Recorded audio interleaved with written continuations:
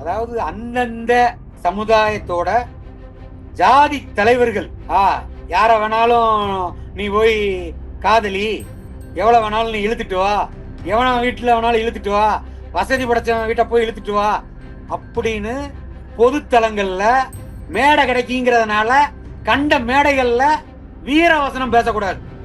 ஜாதி தலைவர்கள் குறிப்பா அந்த மாதிரி பேசும்போது அப்ப நமக்கு பின்னாடி பக்கபலமா ஜாதி தலைவர்கள் இருக்காங்க, அவங்க வந்து பாத்துக்கிடுவாங்க அப்படிங்கிற கண்ணோட்டத்துல அப்படிங்கிற எண்ணத்துல ஏற்படக்கூடிய விளைவுதான் கவின்குமாரோட படுகொலை. கவின்குமார உண்மையிலேயே படுகொலை நிகழ்த்தப்பட்டுருச்சு. அவங்க அப்பா அந்த வீடியோல என்ன சொல்றாரு, எங்க தலைவர் திருமாவளவன் வருவார் சொன்னாரா இல்லையா? இல்லண்ணா, நான் என்ன கேக்குறேன்னா, இப்போ அவங்களுக்கான வந்து நீதி கிடைக்கணும்ன்றதுக்காக திருமாவளவன் வரணும்னு சொல்லலாம் அவங்க, சரிங்களா? இந்த அவங்க ஜாதிய கண்ணோட்டத்தோட பாக்குறது யாரு? ஒரு 2 வீட்டு பிரச்சனையா பையனை பறி கொடுத்திருக்காங்கண்ணா, பையனை பறி கொடுத்திருக்காங்க, நீதி கிடைக்கலன்னு திருமாவளவன் வந்தா எனக்கு கொஞ்சம் சப்போர்ட்டிவா இருக்கும்ன்றதுக்காக அவர் அப்படி பேசியிருக்கலாம், சரிங்களா? எந்த ஜாதி தலைவரை நம்பியும் எந்த பசங்களும் யாரையும் லவ் பண்ண மாட்டாங்க. அண்ணா இங்க பாருங்க, படுகொலைய பண்ணுன சுர்ஜித் ஓடி ஒளியல, எதையும் மறைக்கல, நேரடியா என் குடும்ப பிரச்சனை, என் வீட்டு பொண்ணு இந்த மாதிரி அத்துமீறி வாரான்,